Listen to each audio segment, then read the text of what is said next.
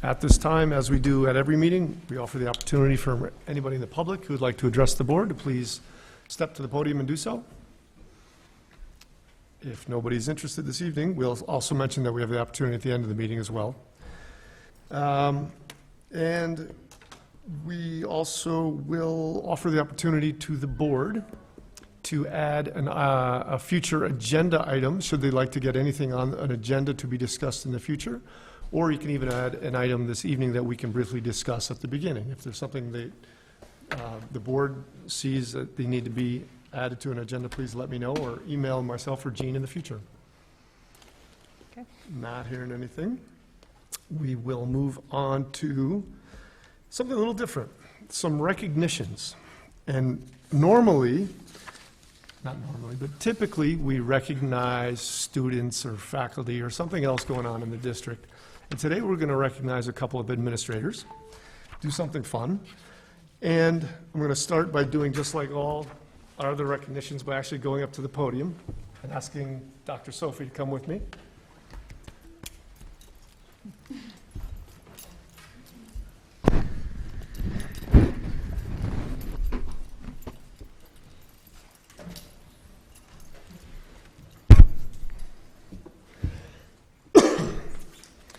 So we're going to recognize our superintendent, Dr. Sophie, and start by thanking her family for coming and observing with us, and her colleagues. I'd like to honor our very own Dr. Jean Sophie. As most of us know, Dr. Sophie has been our superintendent since 2012. And while we have known all along how great a job she does in Lake Bluff, she was recently recognized by the Illinois Association of School Administrators, the IASA, as a superintendent of distinction. In fact, the IASA press release reads, Lake Bluff Sophie named Superintendent of Distinction in giant capital bold letters. This recognition originated with Dr. Sophie's superintendent peers in Lake County, who nominated her for this honor.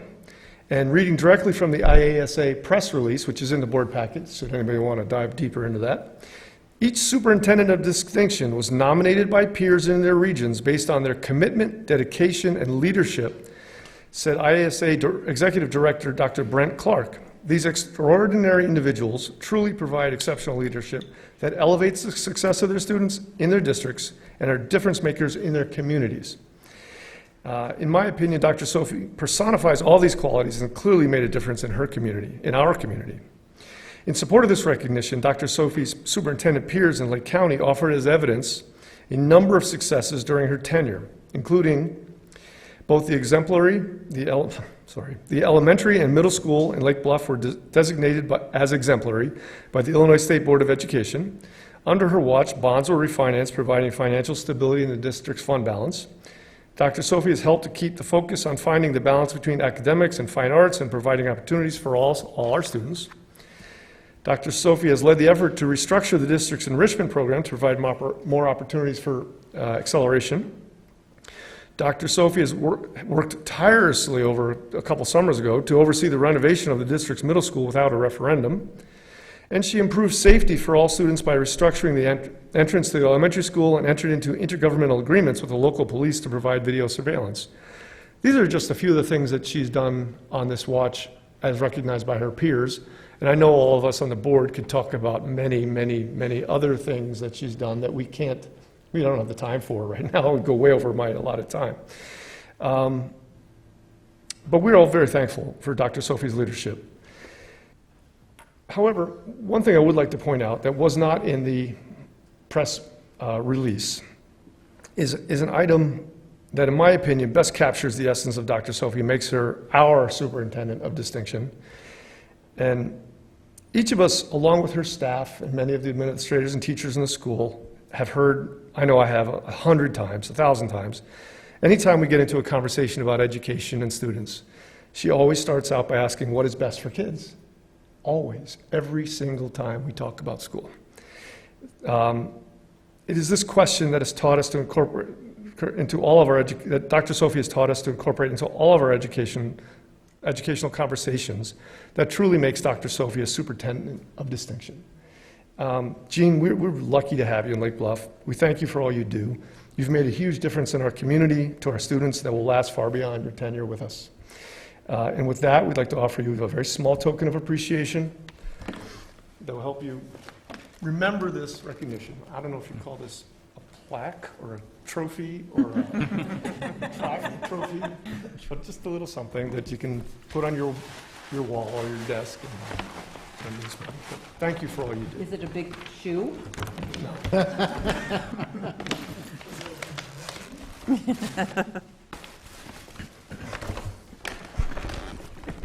might need your help with that. Here, I'll get that.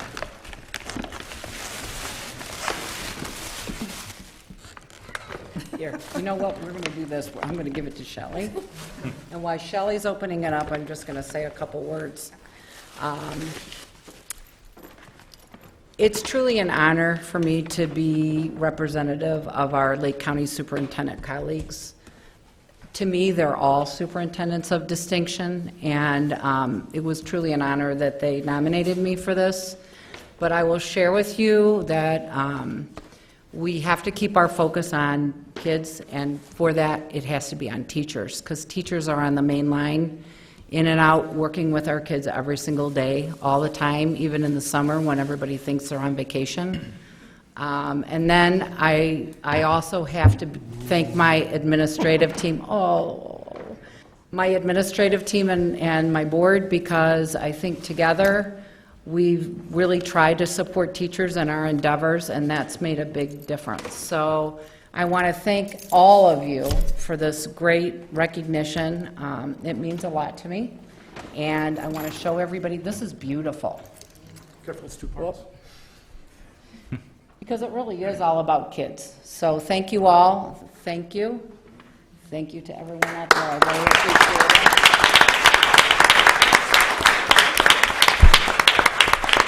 I will end with, because my family is here, Spencer. Actually, the day he left for college was our first day of school for me as a superintendent in my last district. So the majority of his life, he lived with a mom that was either a principal or an assistant soup in his district, which was awesome.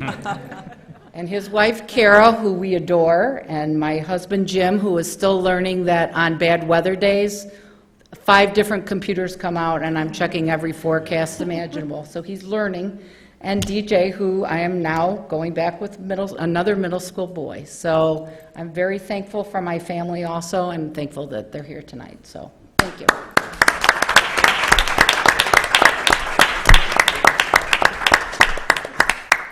And thank you, Shelley, for helping us coordinate. The other administrative recognition we want to make tonight is for Jay Kahn.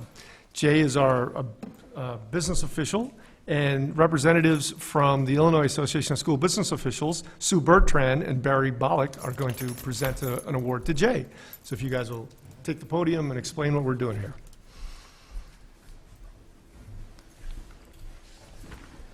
Well, thank you, Dr. Sophie and Board of Education for Lake Bluff. I'm Sue Bertrand. I'm the Deputy Executive Director for Illinois ASBO. Barry Bullock, the guy with the camera over there, is retired Chief School Business Official from Township High School District 113, and he is now spending his retirement helping Illinois ASBO develop the micro-credentialing program for professional development. If you guys are not familiar with micro-credentials, think Girl Scouts, Boy Scouts, and what you used to do to earn a badge. You used to have to maybe do 10 things that you had to do to show your mastery of the skill or your competency.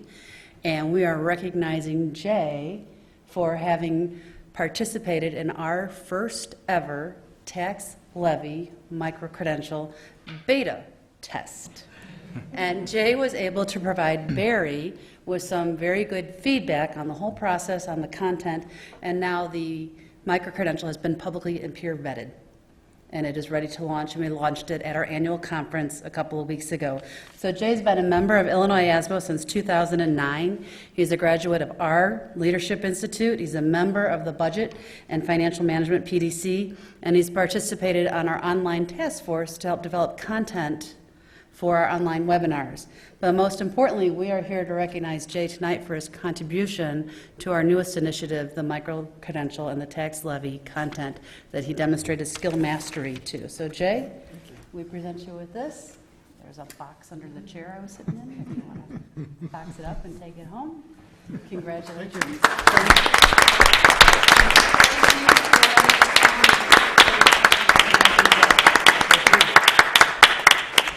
Jay, thank you. Congratulations. We appreciate all that you do.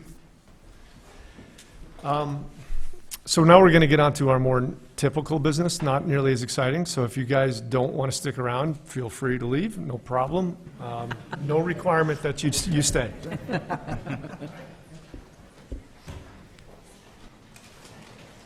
Thank you, everyone.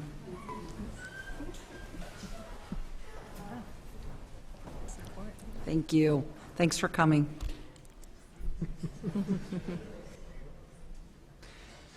So we're going to move on to our reports. And according to my list, I don't have reports until we get down to our Director of Student Services, Dr. Rubenstein. Is that correct? That is correct. Correct.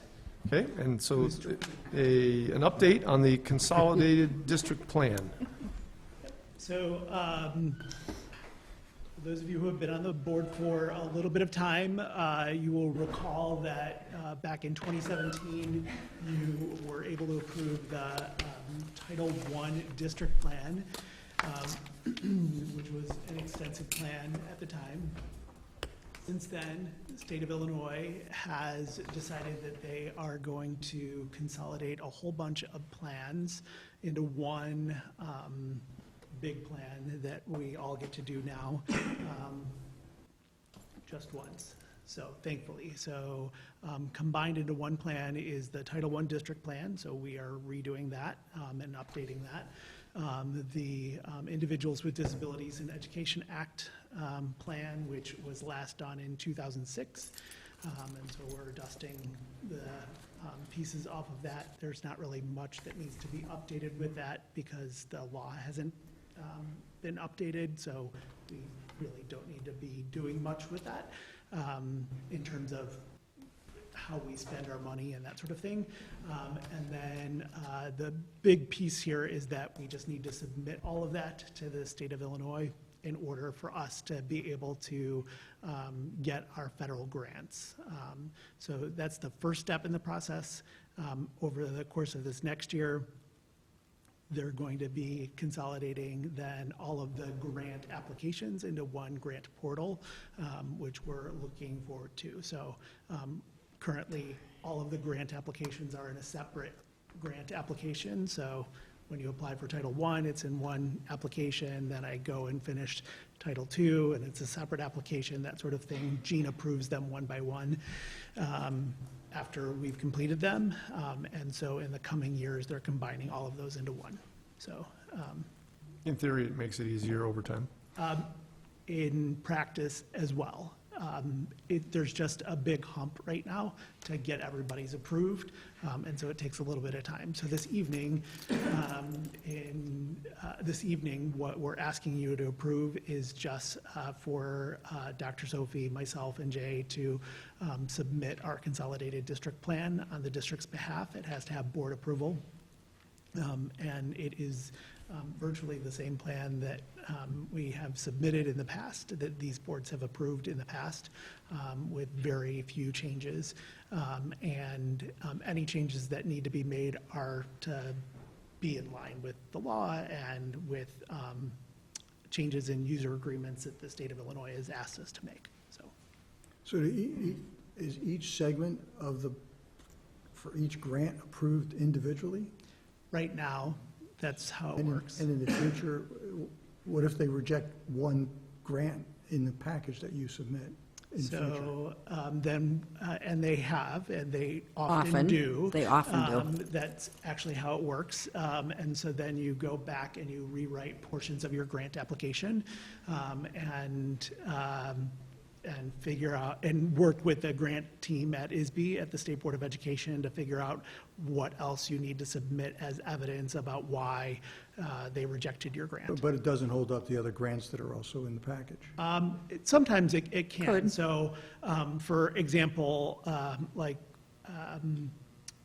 like, right now, it won't happen to us, but because our IDEA grants are being split from the cooperative, the special education cooperative, but if people don't get their maintenance of effort, which is another report that Jay and I get to do, if people don't get their maintenance of effort in on time, or they don't get them approved, ours was just approved, then it holds up everybody else's grants. So it's just, there's a lot that goes into the process behind the scenes in order to get all those grants approved. Everybody is related. And we have a process, because it's usually Kevin, sometimes with Kelly, and then Jay looks at it financially, and then I'm the last look, and I review everything and approve it. Then they usually notify me and Kevin when they reject it, and so then we have to go through the whole process again. And then there's So- quarterly reporting that goes with all of that. So about how we have spent it to show that we've actually done what we, what we told them we were going to do. So Andy is probably super familiar with that, with the federal grants that Yeah. he gets to do. Unfortunately, yes. Yes, it's a really. A lot of time. It's a lot, it's a long process for a small amount of dollars, but overall that we get as a school district, but it's worth it for the amount of money that we end up getting. For the amount of money that we end up getting is close to, $350,000, that ends up being a chunk of change, so. So we'll be approving this in item 9J a little bit later on this evening. Any other questions for Dr. Rubenstein? All right, so as far as reports go, I very briefly just want to draw attention again to the superintendent search for anybody who was paying attention to our meetings and watching live or on video later, that Dr. Sophie is retiring effective June of 2020, and we will be hiring a new superintendent to start July 1st of 2020. We expect to announce that superintendent in December of this year, and the process is well underway. In fact, the job posting is live on our search firm's website, and over the course of the summer, we'll be developing surveys and putting specifics to focus groups that will happen in September to bring in community input and help create a profile for this new superintendent, which will then be delivered to the board, I believe, in October. And we will begin interviewing in November for this position and finish it up in the beginning of December and announce it at the mid to the end of December. So I just want to make sure everybody in the community is aware. Your input will be sought either by focus group or survey, and we do value that input and hope for lots of participation. Details will follow on our website. We'll put out notifications through a variety of different sources, our own email lists, as well as the town has agreed to help. The Park District's agreed to help publish this. Vote Lake Bluff's agreed to help publicize this, so we'll get that message out there. The search calendar is posted on our website already. Okay, good. So for specific dates. Just, everybody needs to keep in mind that it's kind of a fluid process, so in the top right-hand corner, there's a revision date, so everybody knows we have the most recent copy. But that is posted on our website. Great. And then, did you want to say something tonight? I don't have a report, thank you. Okay. So we're going to move on to discussion presentations and begin with Mr. Khan and the 2019-2020 tentative budget presentation. Jay is going to look at the budget as well as the 5-year projections. Jay, before you get started, I am going to remind everybody, this is the first look at the 1920 budget with the parameters that we talked about at the last meeting. You will be asked to approve both the 18-19 amended budget as well as this tentative 19-20 budget in June. You will see this budget come back again in August, because there's always a lot of changes over the summer. We'll discuss that for probably 2 to 3 meetings, and then you'll vote on the final 19-20 budget in September. Okay. So, as Jean said, I'll take you through this tentative budget for next school year, 1920. Just a reminder, it includes, for capital projects, the boiler replacement at the middle school, as well as casework and bathrooms at the middle school. We'll go over a little bit of brief history. I'll quickly run through the revenue and expense assumptions that I already presented at the last meeting, touch on debt service, and then talk about our fund balance and where we project it to go for the next 5 years. This 1920 budget is balanced. So the operating budget, you can see, is net zero. And also, if you look under capital projects, you can see the $375,000 boiler project is coming straight out of fund balance. So the total is a negative, or is a net negative, because we're reducing our fund balance to pay for the boilers. I will say that although this is a balanced operating budget, this is an extremely tight budget. So in the past, when I've presented balanced budgets, it's been with 90 to 95% confidence that we'll meet or exceed that budget. I'd say this is closer to 60-40, not quite 50-50, but it is very tight budget. Looking just at the history, this is what we've done for the past couple of years. If you focus on here, this is again the negative $350,000 reduction of our fund balance for the boilers.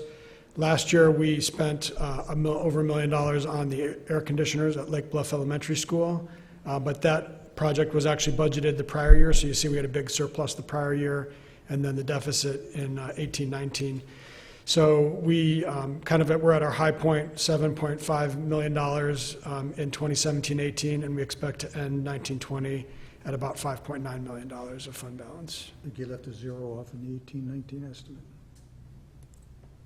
It just, wasn't big enough. The cell wasn't big enough, it cut it off, yeah.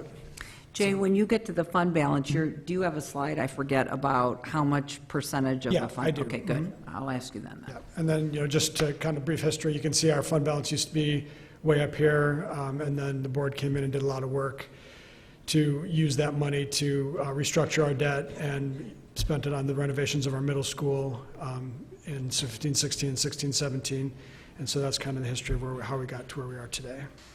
Can I ask you a question? Yeah. When we have the 349,000 or so that we're taking out of fund balance, do we get, I guess it's two questions, do we get kind of dinged by the state on our report card or something? And I think in the past when we did this, didn't we have to then do some remediation, like report or some? Right. Yeah? If you have a deficit operating budget, that's when you get dinged on your financial profile score, and that's when you have to do a deficit reduction plan. Okay. This is, we're spending this out of the capital projects fund, so we That's fine. literally take fund balance that's in Fund 10 and we move it to Fund 60, and we pay for it out of that, so it's all kind of below the line. That's Okay. why I break out the budget as I do with operating budget and the non-operating funds, because they look at them separately. So Okay. that's a very good question. Helpful, thank you. And we did that last year as well with the air conditioning, transferring fund balance to pay for. Okay. And just commentary for anybody who cares to listen. Fund balance, one of the reasons we have fund balance, to me, this is a textbook reason to dip into fund balance. You have emergencies, you have situations that come up, and boilers that aren't going to work in the future that we really, really need to take care of, so. We're preventing an emergency. Right, yeah, everybody who has their own budget has some savings in the bank. We use it, the two primary reasons are for cash flow purposes. We only get our taxes at the beginning of the year, and we have to last all year. And then for rainy day things and for major capital expenditures, so. I know you're going to get to it, but it also might be worthwhile defining the guidelines for fund balance with respect to state requirements. I know you have a chart on that later, but it's worth, especially for the new members. Yeah, I'll talk about our fund balance policy and then how it compares to what the state recommends. So we spoke about this at the last meeting. We're looking for our revenue. Our property taxes are increasing by 2.5%, 2.1% or CPI on existing property, and the remainder coming from new property to the district. We have some increases in fees, so some small local revenue increases, and then we're bringing our food service program in-house. So before, when kiddos would receive all the revenue and expense, we're going to be receiving all the revenue and expense, so it'll show a higher revenue number for local sources. For state revenue assumptions, evidence-based funding is projected to be the same as last year. The state has been very good about paying it and paying it on time, and we expect to see that again next year. And then transportation categorical funding is smaller, but we're being conservative. The state is currently 2 quarters behind in payments, and I'm not sure, I expect to get it eventually, but I can't count on it. So that's factored into the budget. So just looking at revenue overall, we're looking at a 3% increase. There's a little bit of shifting between funds, but the most important number is the operating increase of 3%. And then just to see where our revenue comes from, it's broken down. Most of our revenue is from local property taxes, about 90%. 6% is other local revenue, which would be fees and lunch revenue. And then state revenue is 3%. And the federal revenue Kevin was talking about, where we have all those consolidated reports, is worth about 1% of our revenue. But again, on the margin, it's a significant dollar amount.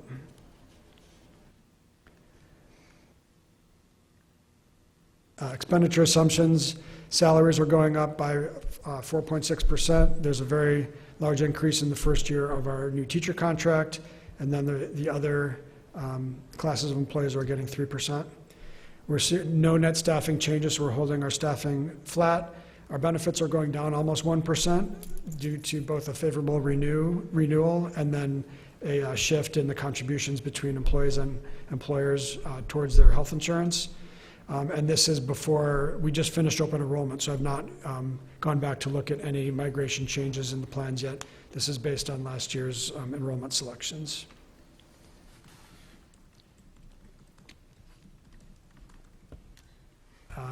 Special education, we're also seeing a big increase next year.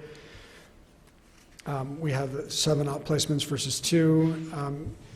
Then capital spending, I spoke about, we're doing our casework and bathrooms at the middle school and the boiler work at the middle school. So after this year, the middle school will be pretty much done. We'll have almost brand new building. And then we're also doing some audiovisual equipment at the elementary school.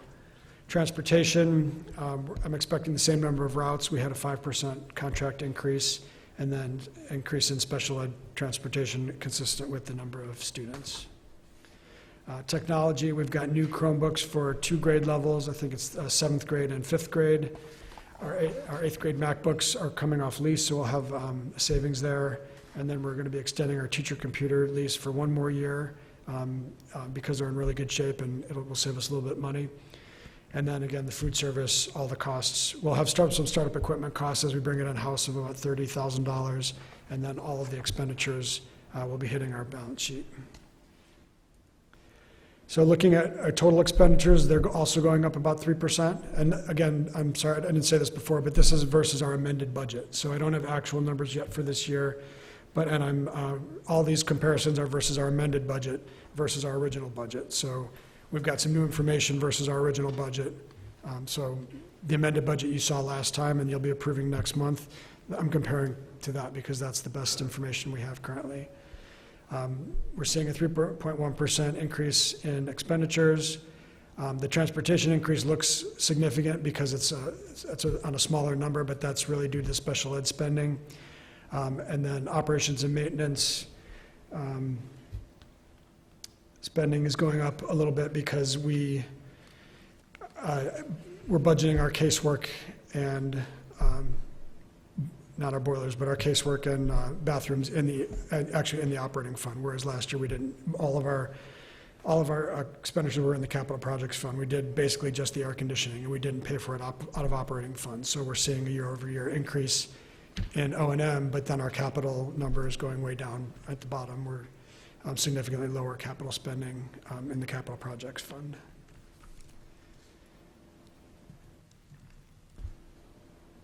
Just looking at it in terms of the buckets of the stuff we buy, our salaries, as we said, are going up 4.6%. The benefits are going down about 1%. Purchase services are increasing. Part of this is due to the transportation, since we purchase our transportation services. We're also outsourcing our tech assistance. So this is versus the budget where we had a staff member who was on staff who retired mid-year and we weren't budgeting for it. So there's that difference. And then there's a change in the way we account for our IDEA grant, whereas before, the money used to flow to NSSED, our cooperative, and then we would get it. Right now, we're going to get all the money and have to send it back to NSSED. And when we do that, we're purchasing services. So we're really not purchasing more services, it's just hitting our books instead of being a flow through from NSSED as it was in prior years. That's a state requirement. And that's a state That's not requirement. They like a deal changed. It's between actually a us and federal SSED. requirement. The federal government has changed. They're not allowing that money to be passed through anymore. It has to go to us, and then we have to account for how we spend it. So really, that's just an accounting change. Supplies are pretty flat, and then, again, the capital spending is because the casework and bathrooms is now in the operating budget, and it wasn't last year. This is kind of a breakout of how again, the stuff we buy, how it looks as a proportion of total spending. Salaries and benefits are about 2/3 of our total budget, including debt service. Purchase services make up another 13%, and then we really spend, our debt service is another big chunk at 11%. We really spend a very small amount of our budget on actual physical stuff, on supplies, on capital spending. Most of our business is in people and purchase services. This is just a look at our debt service. So the board in the last several years did a lot of work to restructure our debt and even out the payments. So we have relatively flat payments for debt service. It's slightly increasing on purpose because we expect property values and tax revenues to go up slightly. So this is basically our debt service payments are going up roughly at CPI. And then after 2029, the bulk of the debt service for the elementary school will come off the books, and we'll be left with just a little bit of money that we borrowed to do the middle school renovation.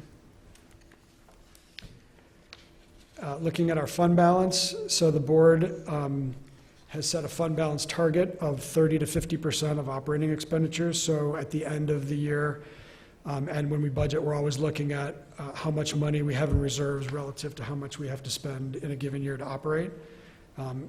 We're expecting at the end of this fiscal year, as a total fund balance of $5.9 million, 5.7 of that in operating funds, and that will be about 33% of operating expenditures. So we're still within our fund balance targets.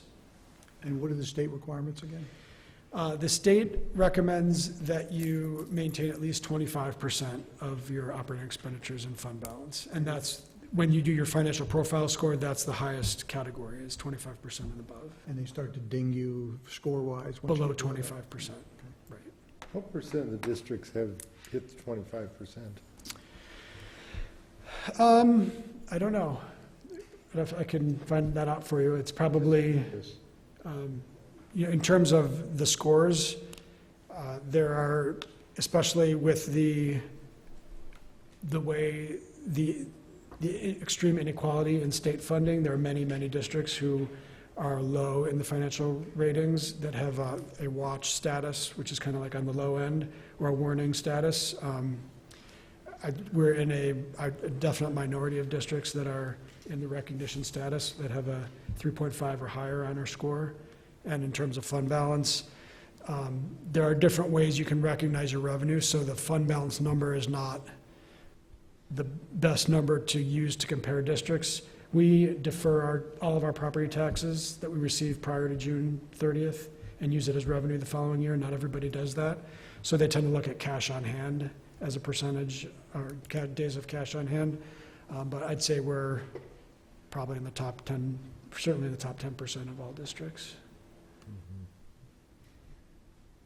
But I'll go back and get that number and let you know. Not necessarily. And then in terms of long-term projections, so this is projecting out, assuming that we increase our tax revenue with CPI, that we get a base level, moderate level of new property wealth or in every year, $2.5 million, which has been about the historical average. And so projecting out our current bargaining agreement and expected salary and benefit increases, and 2% increases in our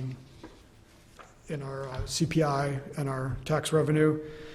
You can see our fund balance is fairly stable, but it is, decreasing as you go out in the future.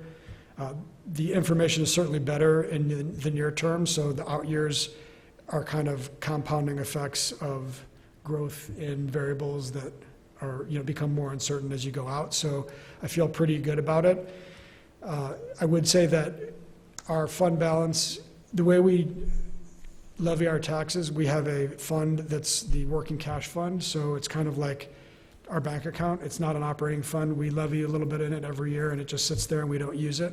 It is counted in our fund balance, operating fund balance numbers when we're talking percent of operating expenditures, but it'll be at about $1 million by the end of 24-25. So that 5.2 million total, $1 million of that is kind of sitting off in this other fund that we're not using. So if you looked at just, say, the ed fund, we would be on the low end of our fund balance target. We're trying to keep all the different funds fairly consistent, but I'd say they're low 25 to 30% of operating expenditures, and then we've got this money sitting off to the side that we do have access to, but only by board resolution. So if we do need to use that money in the future, we'd have to come to the board and say, we have this money in our working cash fund, we need to move it to the ed fund for these reasons, and then you would approve it. After years of having balanced budgets, what was your thought behind going unbalanced in 2022, 23, 24, 23, 24, 24, 25? That is, Just a guess or a conservative approach? Or? yeah, I mean, I didn't do it intentionally, and that's a good point, because kind of when you're looking at any budget in any given year, you're always trying to balance it. So most likely, we would make changes to expenditures in those out years to bring it within balance. This is really just taking current trends and projecting them The forward. current trends have been a balanced budget.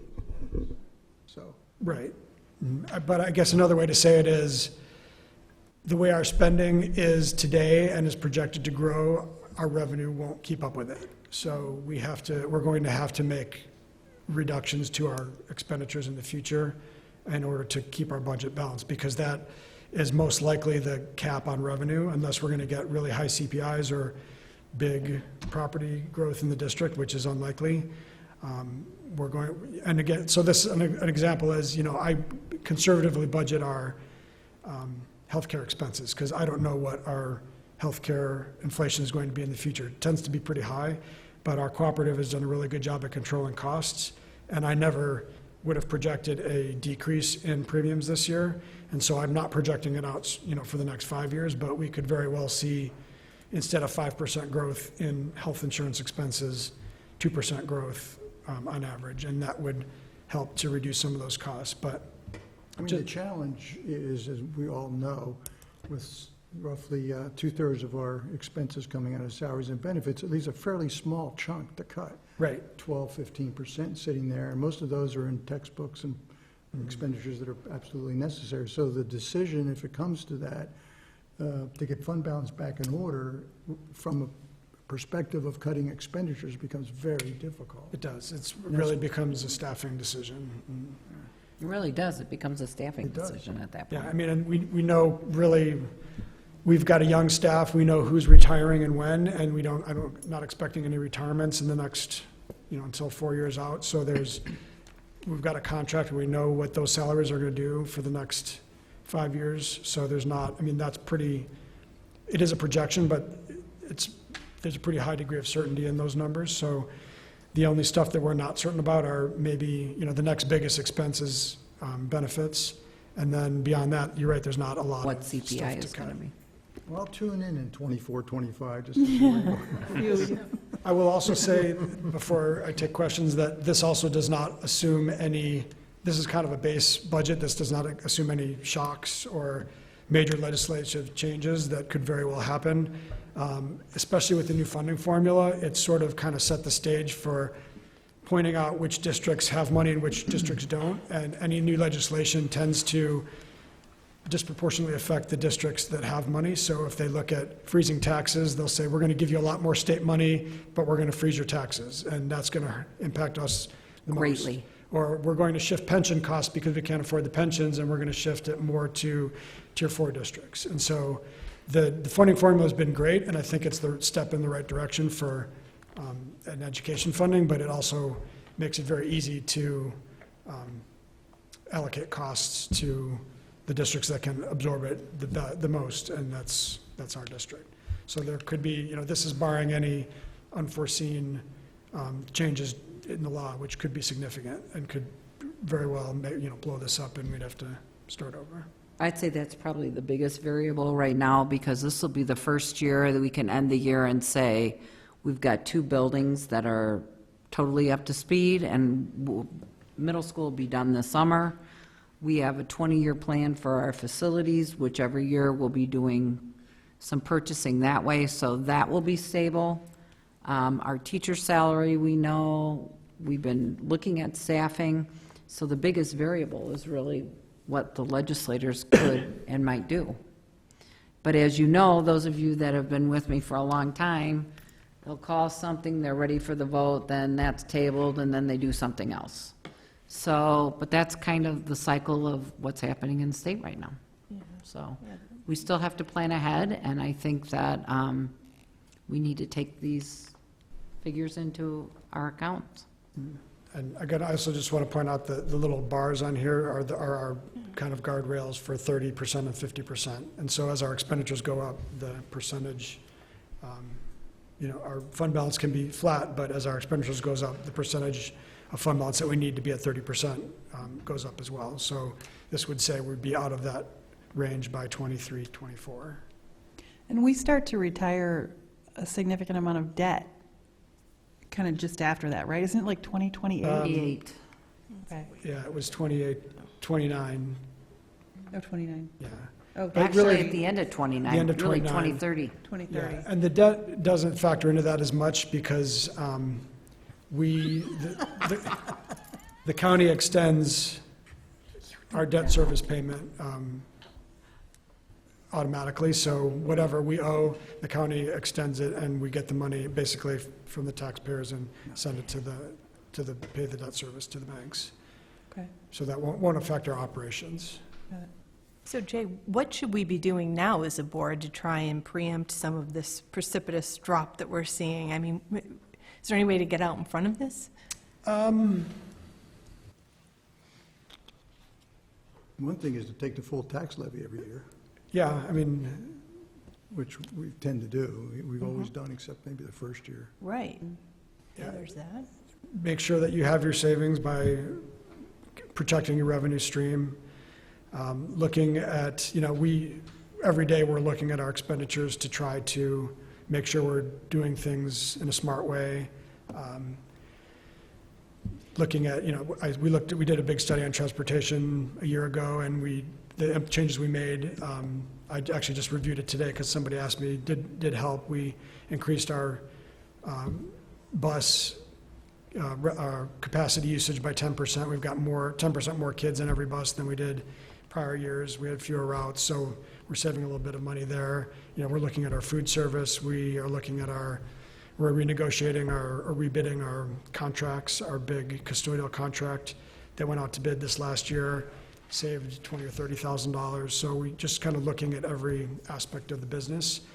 But really, I think John put it well. We're a people business, and I think we presented even this year, these are all the things we love about Lake Bluff, and this is the staffing required to get it. And the board made the conscious decision that we want all of that. And that really is my point, is that I know we have conversations as a board that we can't cut this, we have to do this, we're not overstaffed, we have to add the 0.5, but we're not going to add any more because that's all we need. I keep hearing there's all of these sort of imperatives and that we're already managing to a certain level. It does make it hard to see how we're going to be able to compensate as time goes on. And I'm wondering if there's not ways to start adjusting the community mindset to where, one thing would be class size. Maybe we have to start the conversation now that all of the things we've grown accustomed to and love, but that aren't critically necessary, may have to come into play. And I think as we sit here, we have a superintendent with a lot of credibility and only a short time left with her. So I think some of those conversations we should start to have now. I think we had to have to have them also with staff, because I don't think staff really realize the implications for some of the staffing needs. The other thing that I think is really important, and I've started it, but there's still a lot of work to be done, is intergovernmental agreements with other districts for different services. You know, for instance, the sub thing, Frontline pulled up all their costs for our absence reporting. And of course, it was after they reeled us all in and got us all situated with our operations. And so I'm going to have a meeting over the summer with the 3 other small districts, one of them being Round Out, one of them being Bannockburn, and saying, hey, instead of all 4 of us paying this exorbitant fee, is there any way we can combine our pool and do it together? Those kinds of things have to happen all the way around.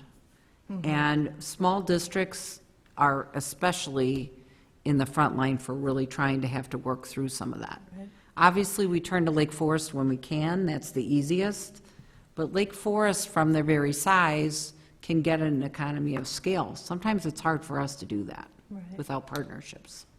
I guess what I would ask, I mean, before Jean leaves, is there going to be an opportunity, are you going to present us with some sort of plan so that, you know, as to where we might have to make cuts in the future?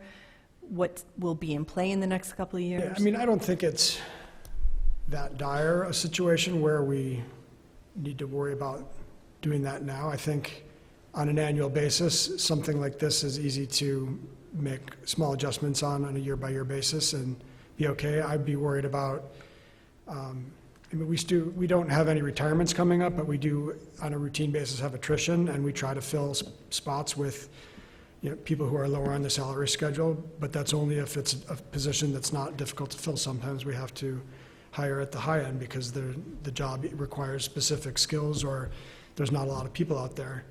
The market is funny, you know, if we need a first grade teacher, we can find those. But for instance, a middle school special ed teacher, there's not a huge pool for that. And so there are some positions we have to pay more for the years in the masters, whereas others we don't. We're looking at, and even class size, the biggest lever you probably have is class size, and it's not something you need to do now because you're worried about the future. If none of barring a major legislative change, we're not going to be surprised next year that, oh, I can't hit the budget because of something. Like it's fairly predictable, and you can make small incremental changes accepting a class size of 23 or 24 in a particular grade level at an elementary school or something like that, if you needed to in order to balance your budget. And we look at staffing every year. But we just did a big review of staffing and determined that what we have now is what we want, and it's affordable, and these projections demonstrate that. But just for experience purposes, I think it would be interesting, at least from my perspective, to understand exactly what the savings could be if you, let's say, reduce class sizes by 1 student or 2 students. Well, we did that, I think. We said, you know, if you eliminated one, we had it at a board meeting. We talked 2 about teachers numbers is of worth this teachers. much money, And they 4 teachers is this. weren't that substantial. It was as I not. remember. Well, and it was not a substantial impact to an individual's tax bill. You know, it's not, I think any of those things, if you compound them over 5 years, are going to add up to a sum of money, but it's a decision that you make because you have to make it, not because you want to make it. I mean, I think the quality of the education in Lake Bluff is high. Everybody is accustomed to the Best of the best. the choices and the fine arts and the class sizes and everything, and that's why people move to the community, so you don't want to disrupt that.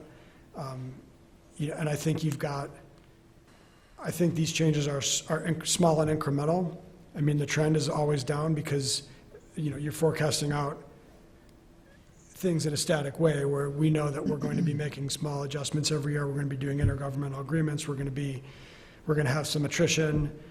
Health insurance may not go up as what we're expecting. We may put in additional, you know, health insurance plans that are more attractive to people and reduce our expenditures. So there's things we can do. I can't I think, I'm optimistic that we'll see significant savings from the plans we implemented with this new teacher contract. And just Am too. in anecdotal, conversations with people, they're actually thinking about, instead of taking the default, I'm going to take the PPO 500 plan because that's the only thing I know, they're actually thinking about it and considering other options that are less, they're probably better for them and they're less costly to We the heard that district. today.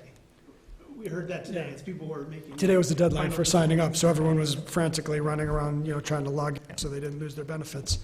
So, there's things that we're doing, and I feel pretty good that within the next 5 years, we can absorb all of those and stay within our fund balance targets. Do you remember, if you were to overlay on this schedule, the first estimate you made when you joined us 3 or 4 or 5 years ago? How close are we in that schedule to where we project? That's a good, I could go back and look. Just be interesting, because you, for our benefit, you've been a very conservative forecaster, probably. So I would be curious to see. We'd like you to do that at the next meeting, because you can do that within 2 weeks. Yeah, Just, I go back and pull it would what I be an had. interesting conversation. And this also assumes $300,000 of capital spending every year. And as Gina said, we are, our buildings are pretty new. That'd probably be the first place I would look if we really had an issue. Before I'd cut staff, I'd say, well, we don't need to, we can go an extra year on repaving our parking lots or something We've had like some that. big unexpected hits, too, with the. We've had some big unexpected expenses, and you never know, so. And we may have more, and with now the new governor, I don't know that I share your optimism that there won't be big legislative changes, I- and soon. I'm So- not saying I'm optimistic about that, for Yeah. sure. That I can't control, and that I'm expecting something, but I can't, it's so crazy, I can't plan for it. It would be, Ultimately, that'll be the trigger for how fast we have to have the Yeah. conversations as well. But to Julie's point, we are one big disaster away from being well below our fund balance minimum in a year. If we had another air conditioning situation that cost us $1 million, all of a sudden we're like, how do we rebuild fund balance? Or we have to come at it from both directions. And so I don't want to, I don't know what the answer is, but I do like the idea of not always staying on top of it and planning ahead and working toward fixing the tail end of that curve somehow. What might be useful is maybe in one of your upcoming presentations, you let us know, what are the levers? If you had to fix this problem for next year or 2 years out, what would you look at? I'd like to understand what that would be, what we have to work with. How soon would you like that? Would you like that with the levy discussions? Because that's the next time we really talk finance. Or with the budget conversations in August and September? When you can get it done, when it fits in. That's I'd probably a like good to do it when time. Jean's still here, because in the I'd like. fall. When we do the final budget, that's a good time to do it. We Yeah. can look at, That's this is September. where we projected 5 years ago, where we'd be today, this is where we are, this is what's changed, and all that. For Andy and Ann's sake, right after we're done with the budget, then we start talking about the levy. And that's another big time we start talking about fund balance and how everything's looking, and projections. So there's a couple times a year, and then we always wrap up the year and talk about it. So a minimum of 3 times during the year, we really work through that. And since Jay just got an award for being a levy specialist, That's right. He knows all the levers to pull. I do.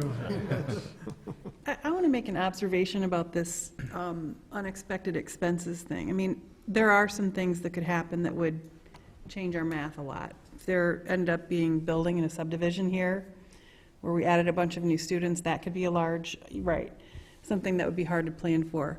But I think when I look at, I've been in the board for 8 years, so if I look at how things are.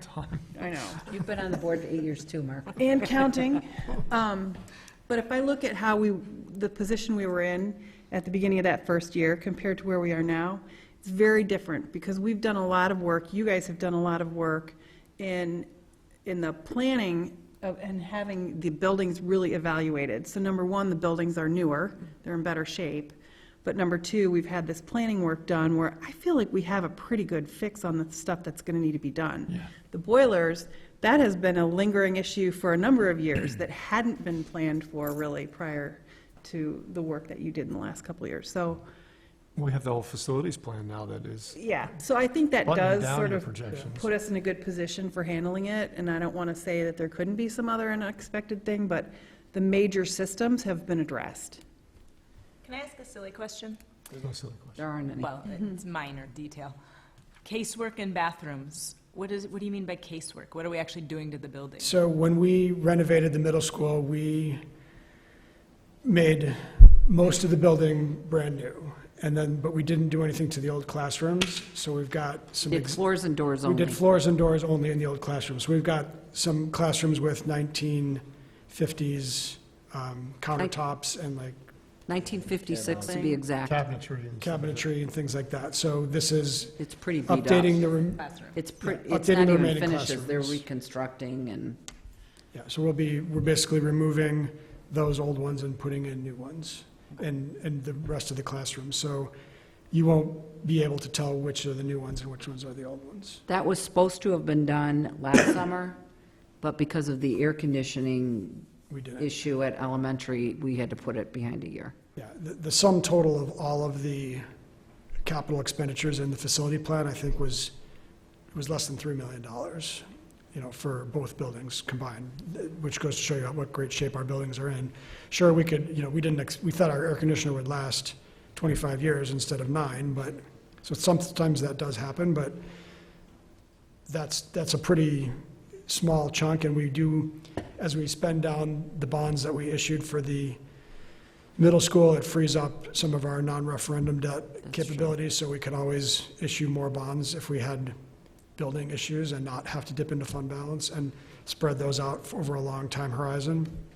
So there are things, really the only real shocks that I can think of that could cause a significant disruption are legislative. And as I said, if and when that happens, we'll have to figure out what to do about it. And I think what everybody's asking, though, is it's important for us, like what Julie said, that was a good example. If this happened in the fall, what are 3 things that we would think about doing? What are 3 alternative plans that we would be talking to the board about to come up with, to make up that difference? And I think that's good for the board to all hear and Yeah, know absolutely.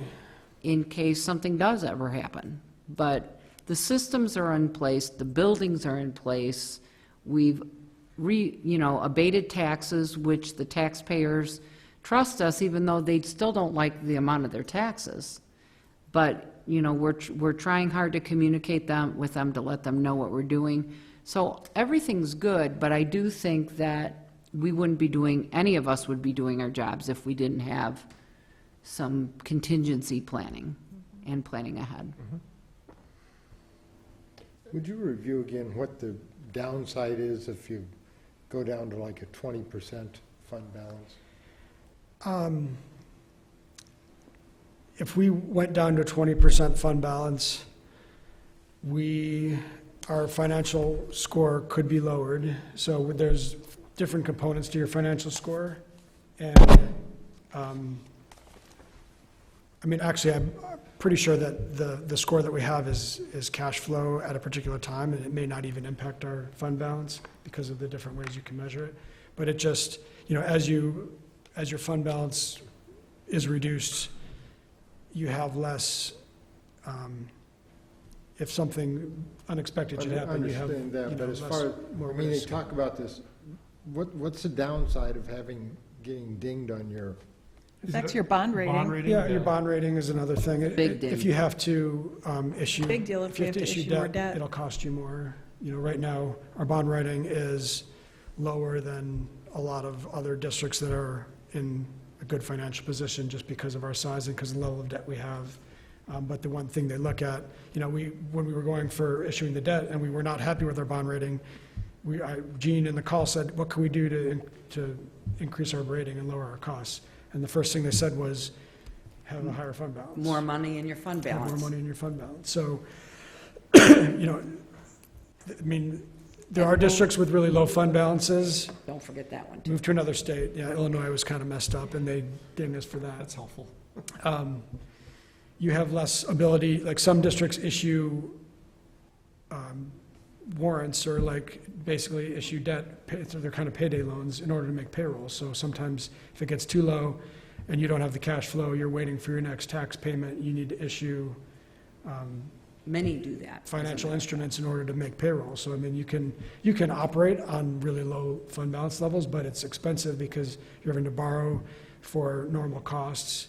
If you do need to borrow for capital, it's expensive because your bond rating is low, and you have less ability to absorb air conditioners that break or, unexpected expenses like this. Or, if we decided we think our boilers are in bad shape and we're going to replace them before it's 20 below zero and they go out and all the pipes in the building freeze. And we can do that because we've got money sitting around, but a lot of districts wouldn't be able to do that. So those are some of the things. I'd say the financial profile score is really at the bottom of my list of worries. That doesn't really make much of a difference. Our bond rating is Our big, bond though, rating does, because though. we really wanted to get up to where the village is rated, and it was mainly because of our fund balance. They wanted us to raise that, and at that time, Illinois had just ranked even lower, which had the impact on all bond ratings in the state of That only Illinois. comes into play when you borrow money. Right. Right. It doesn't matter what your That's bond the rating last is if time- you're not that's issuing true. debt, and we're pretty much maxed I out. mean, yeah. And we made a conscious decision to take money out of fund balance to renovate the middle school. We could have left money in the fund balance, in the fund balance, so it would be higher and take a larger debt on. We decided not to do that. So, I mean, there's all kinds of interplay here that take place. Okay. Any other questions for Mr. Khan? Thank you, Jay. All right, thanks, Jay. So now we move to an enrichment programming update, and Kelly Bay will do that for us.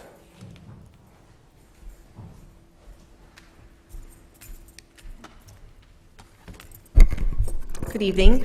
I am joined tonight by Jackie Tivador, our math enrichment specialist servicing students pre-kindergarten through fifth grade. Want to just note that Buffy Stauffer is also a key member of this team, and she apologizes for not being able to be here this evening. She is in some graduate coursework, and they meet one night per month, and tonight happens to be that night. So she worked with us to plan this presentation, but we're really here based on a presentation I delivered last year, I believe, where the board was requesting kind of more information about what enrichment looks like on the day-to-day.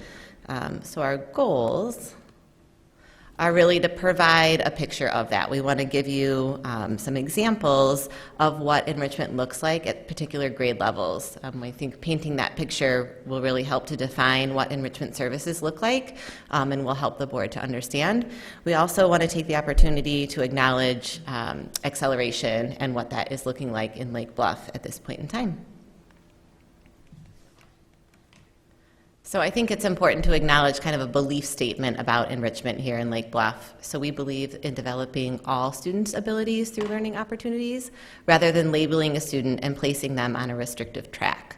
We believe it is more important to invest in the design, implementation, and growth of specific instructional programs to meet the needs of high-ability learners rather than in conducting screening programming that limits who can participate in advanced learning opportunities. And ultimately, we have so many talented students across our classrooms, really pre-kindergarten through 8th grade. We need a model of services that's going to support all students. So Jackie's going to talk a little bit about what those services look like while I try to remember which buttons to push on the remote. That one to you. See if I can do it. So this is just sort of an overview of the three types of enrichment that we look at throughout the district from an enrichment lens. The type 1 services, those are sort of the services that we consider that are provided to all students. So this includes guided study, menus that might occur in a classroom, compacting curriculum, so maybe moving at a different pace that fits the students' needs, tiered instruction, and classroom differentiation. And classroom differentiation is something that you'll see as we go through the slides is something that all teachers are doing constantly all day.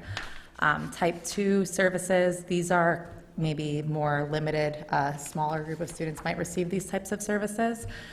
Guided study is still within this, but it's at a more advanced level. Enrichment menus also might occur in type 2, but again, it's a much more focused way and that we're servicing students.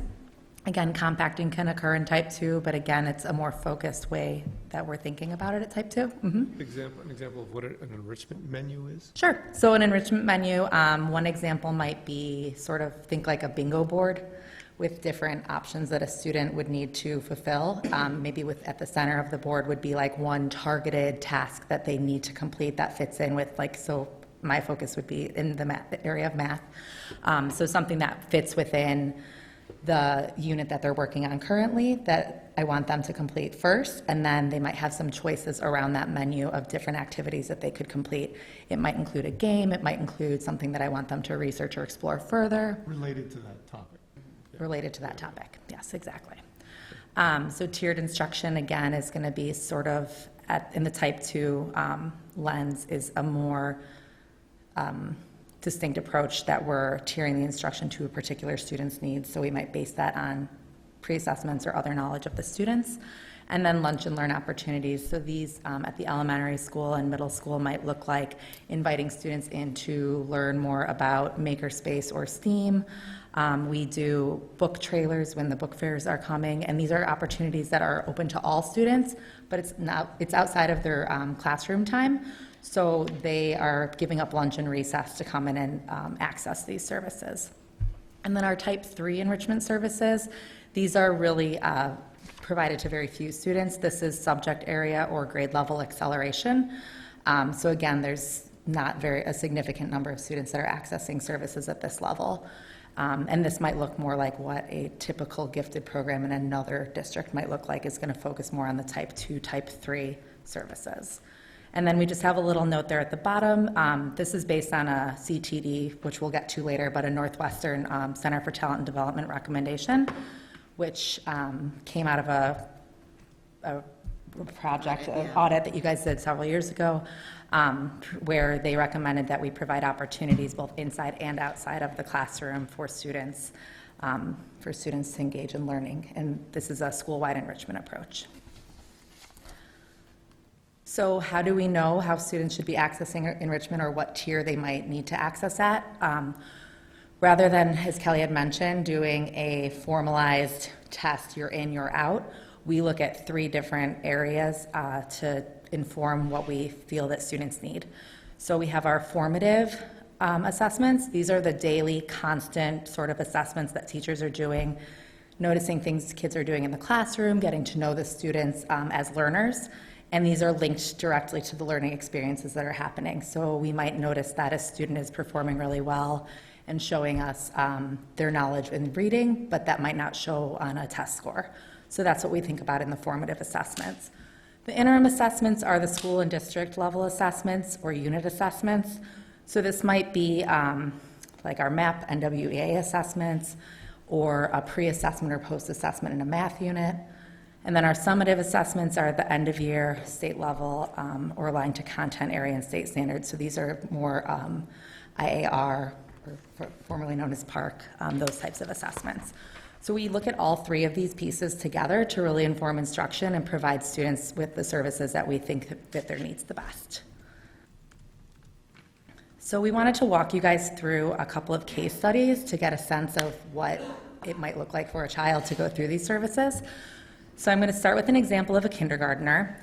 So in a typical day, a student who might be accessing enrichment services in kindergarten, Number Corner is a part of the day that students are experiencing throughout kindergarten through 5th grade, or pre-K starting this year through 5th grade.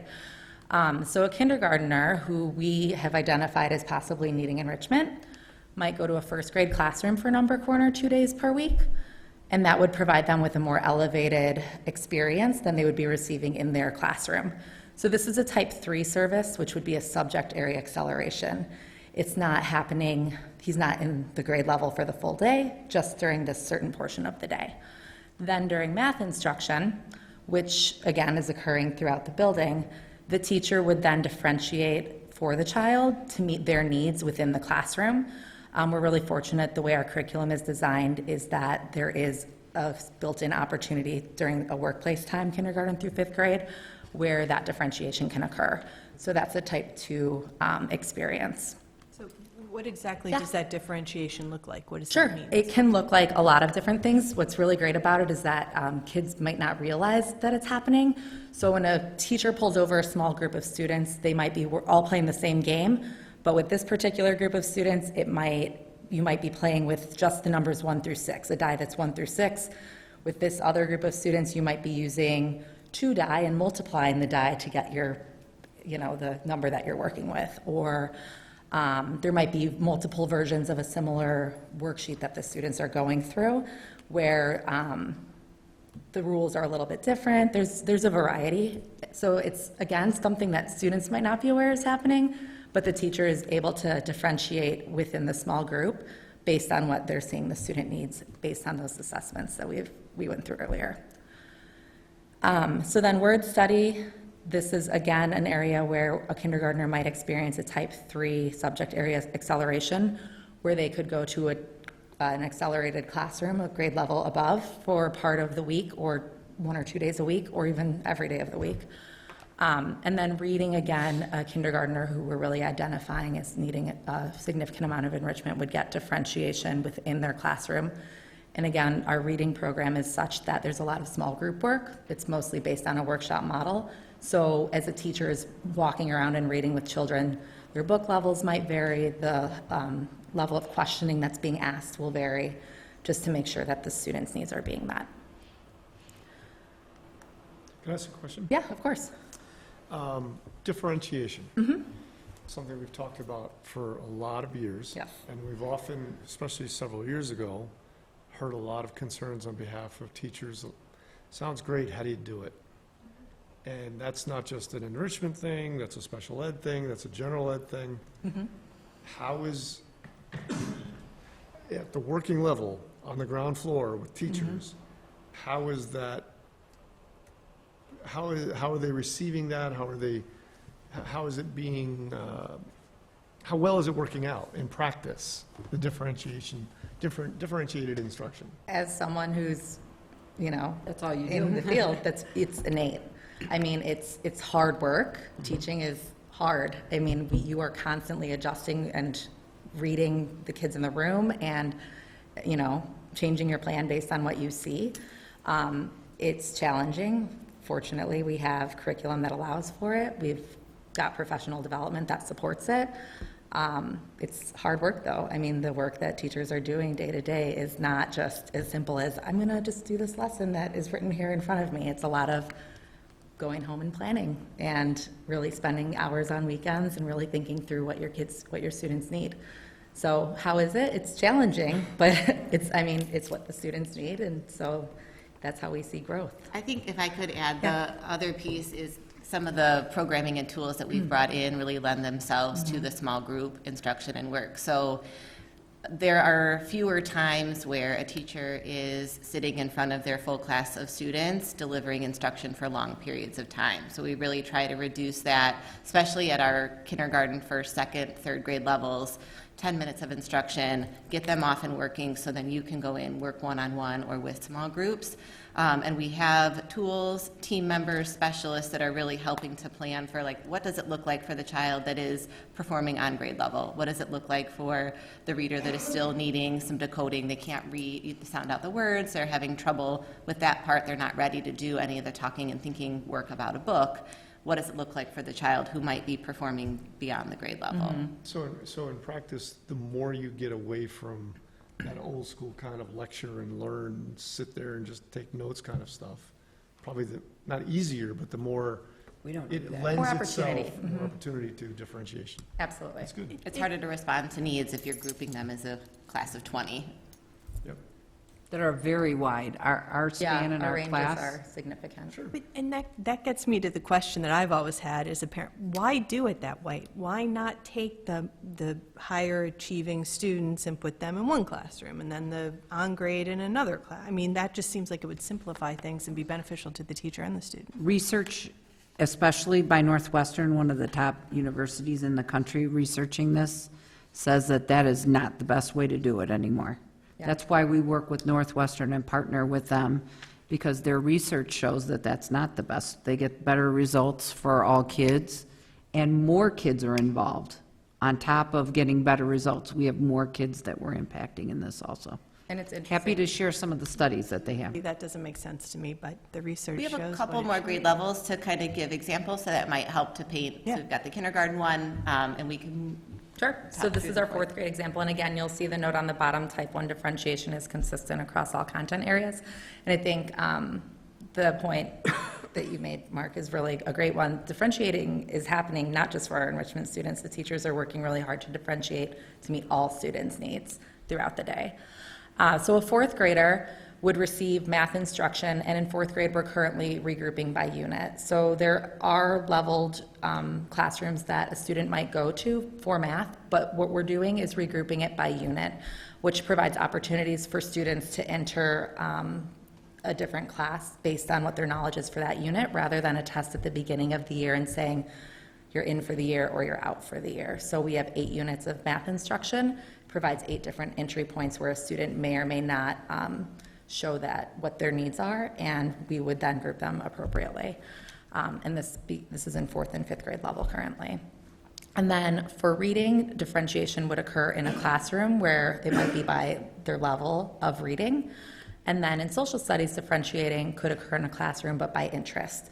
So perhaps a student is really interested in learning more about a specific aspect of the American Revolution during that unit. They could then pick an interest area and really focus in on that and have some differentiation at an enriched level. And then in 4th grade and 5th grade, we have the lunch and learn opportunities that I had mentioned earlier. So there's book trailers that happen twice a year where students can pick a book and create an iMovie that's then shared with the elementary school about books that will be at the upcoming book fair.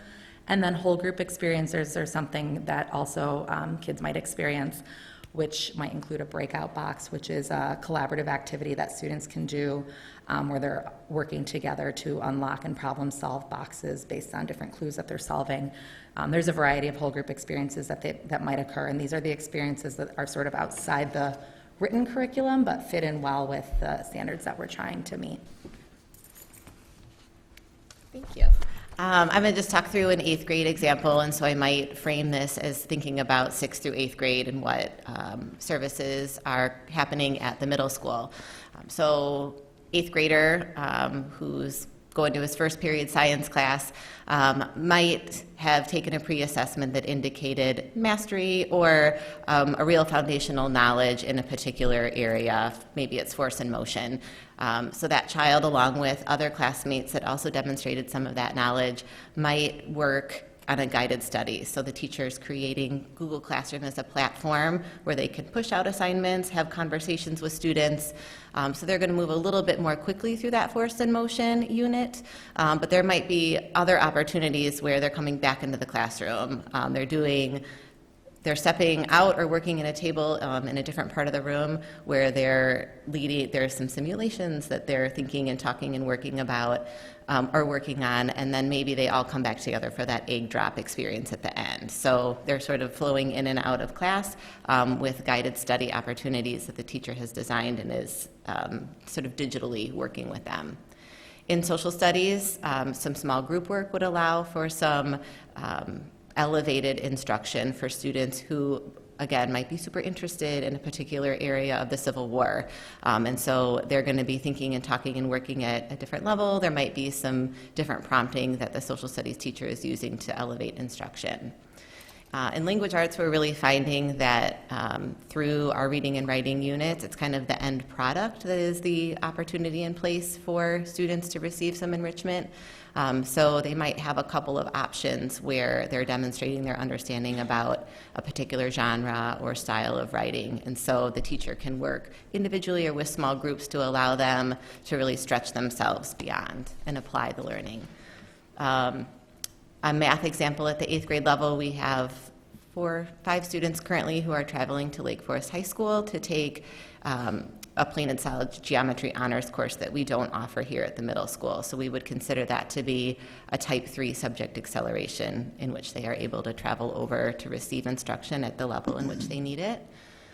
In art, I think it's worth sort of pointing out our fine arts are also opportunities for enrichment, and so that class alone is really designed with choice, open studio opportunities for feedback to allow our artists to soar. which really is type 1. All students that are enrolled in art have that opportunity.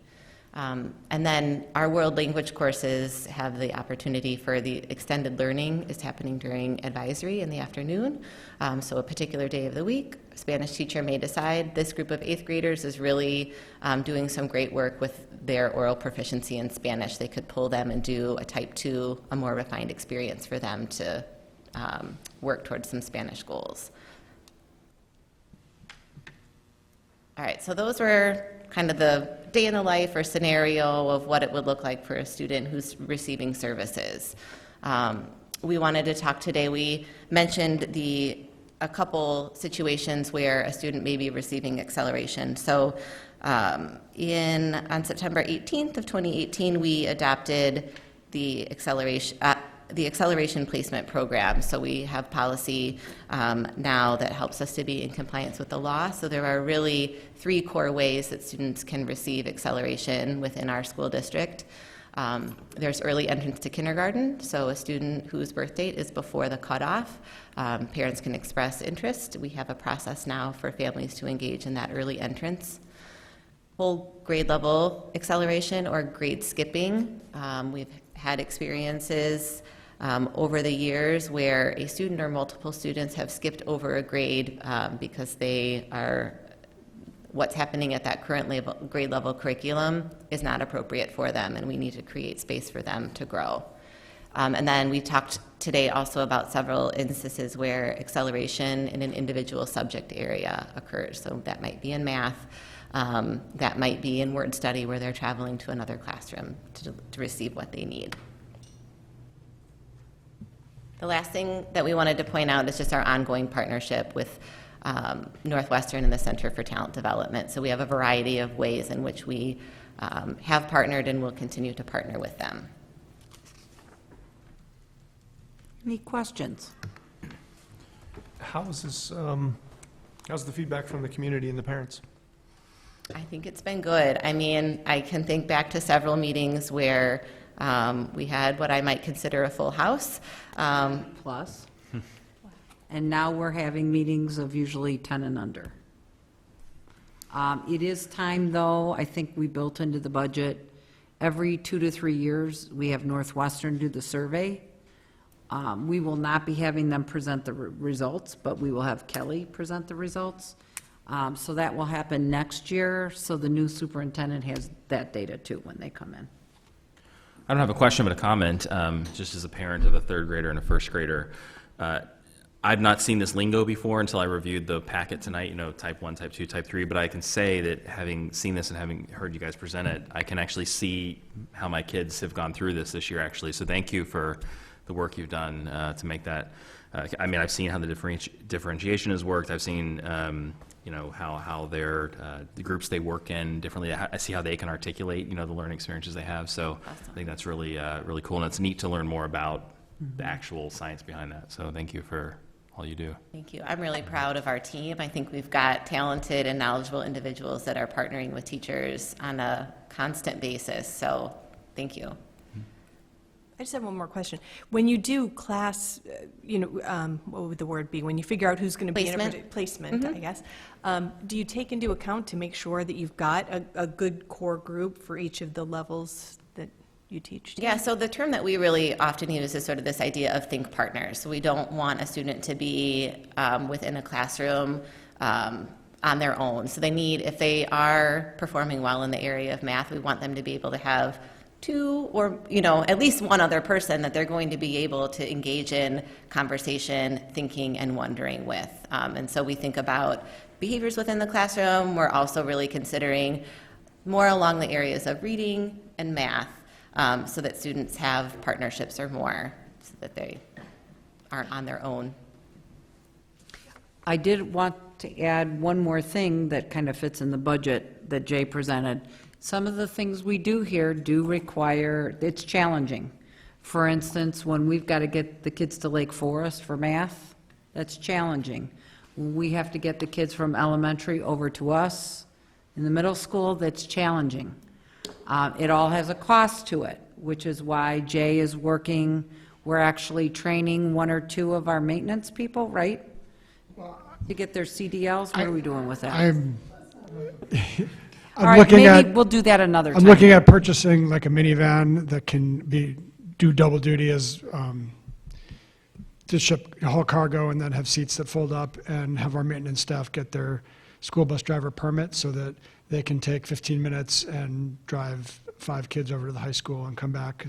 Right now, those routes cost significant money, and we could, For big buses, by the way. for buses To or even for transport cabs. 5 Right- kids or less. Right now, we put them in And Jackie. cabs, so that would be a way to, it would pay for itself within a year, and then it would be, so those are the types of things we'd look at doing for cost savings.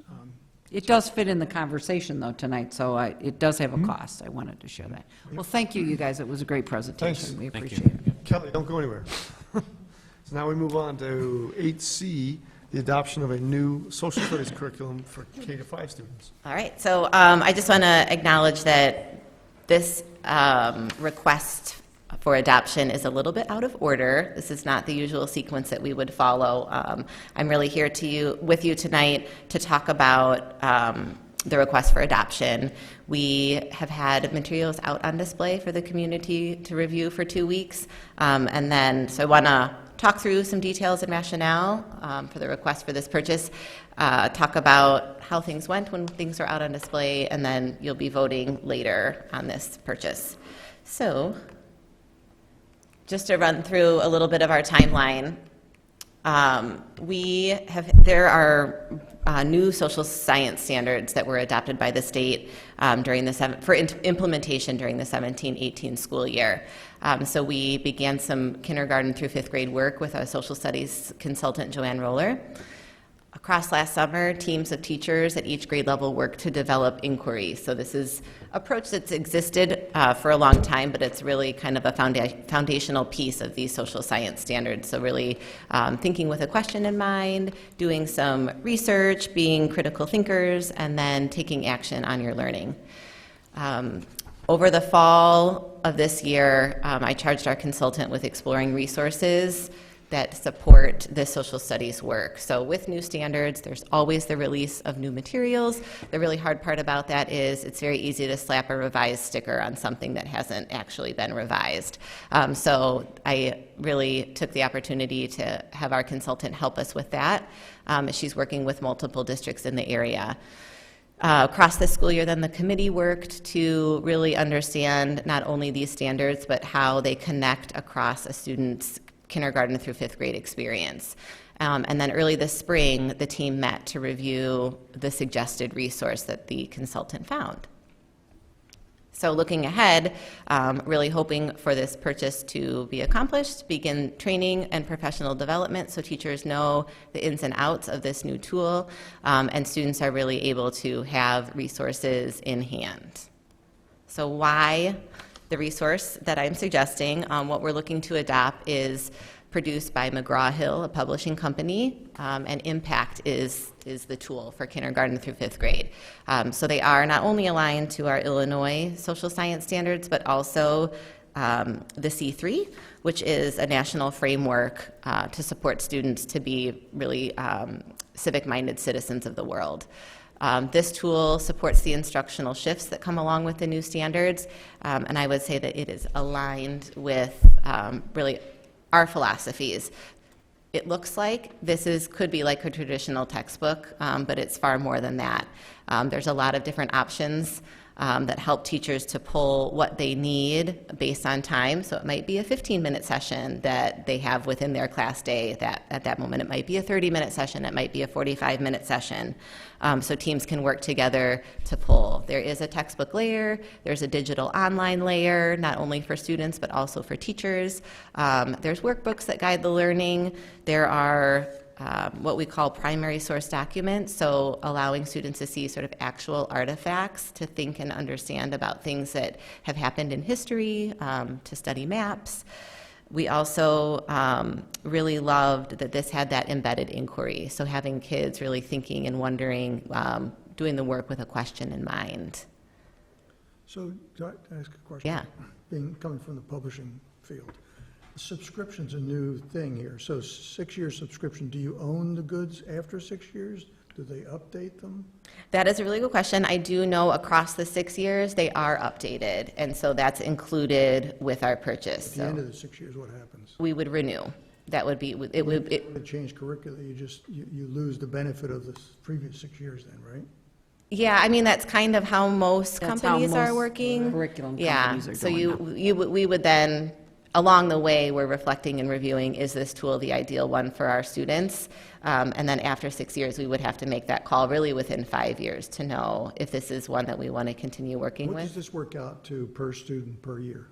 I did not do that math. We don't have that available now, but we can get it to you. We'll email it to you. Just curious. Yep. So the approximate cost, and I went high really, is $41,000. That's across the 6 years for kindergarten through 5th grade. So there are current event layers. There's a lot of information that comes along with this tool at that price point.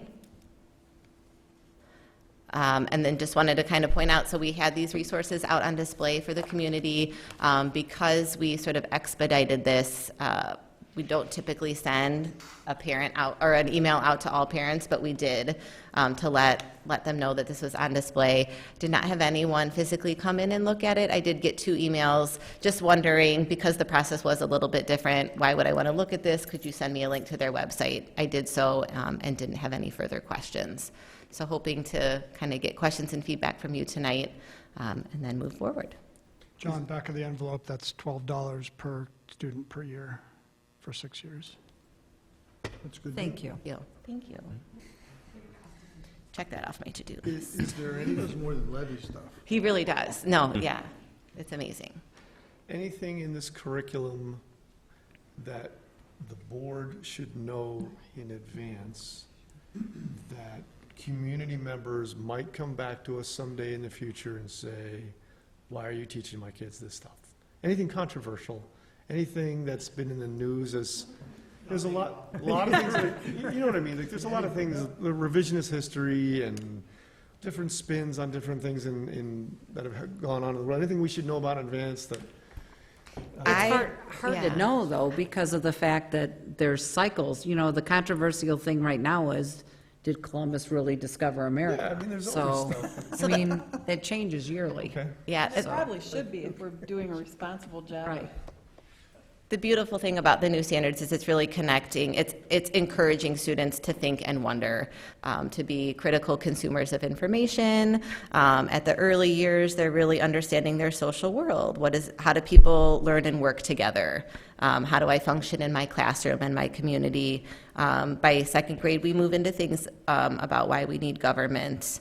I don't think that there's anything controversial. We're really getting into sort of these big ideas, connecting them to the past, where necessary, and really helping students to take ownership over their role in the future. It's different than how we learned Well, social what I studies. hear also is that social studies is now teaching students how to use information, whereas all we did was sit and listen to it and read about it, and didn't analyze it and think critically about it. So that's good. Yeah, you speak for yourself. Well, in grade school. That was really different, because you were part of the history we all learned about. Christopher Columbus and I were best buddies. How long were we using the prior curriculum? I think about 8 years. It I mean, be- it it's was been, before I got well, here. and the reality was, like, 4th and 5th grade had a previous program. 3rd grade was using other resources. K1 and 2 had other resources. So I think the big push for this is really students deserve to have teachers thinking about that responsive teaching. They need to know what each student in their classroom needs. I don't want them spending their time building from the ground up when there's tools out there to support them. Anybody else have any Are there questions? reviews that are done? Any service that reviews? So I would classify this as sort of hot off the press. It is very new in terms of program releases. I think they have former tools that are evaluated.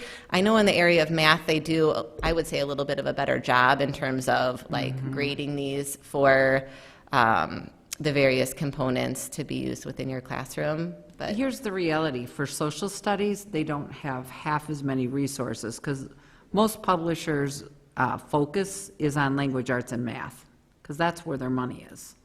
So the social studies, sometimes even the science is not spent the same amount of time as the language arts and math.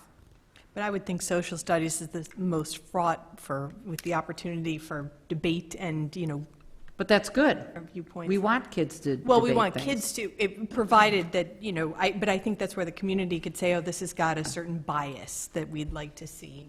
Yeah. not Is this a taught to pretty our kids. commonly adopted program, or are we one of the first to use it? Well, as I said, it's new, but through leaning on our consultant, as I said, there's other districts that are moving towards adoption. What about Northridge. nationally, do you know? They always try them out in Texas and California. Yeah, I Well, know. Those are the states Yeah. that try everything out. Did it get adopted in Texas? I believe so. We wouldn't have I it if it think- wasn't yeah. adopted in Texas. Julie, are you and finding California. some information? in I'm, your- I'm looking, and California does have a truth in textbook review website. I don't see anything on this specifically, but just in my quick Google search, I'm not finding any feedback other than what the publisher puts out, so, That's probably good. Yeah. yeah. Okay, moving forward. So the only other, all of our contracts are reviewed.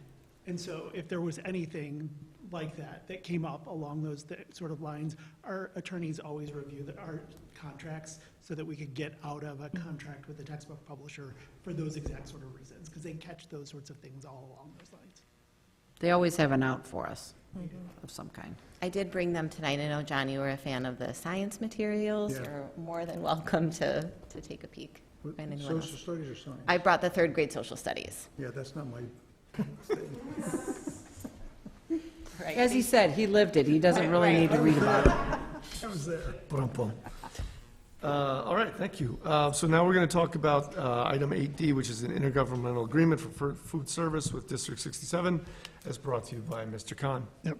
I don't have a lot to say about it. I think we have talked many times about using the kitchens at Lake Forest to provide food service as a satellite service to our district, and this is an agreement between the two districts for them providing us that service.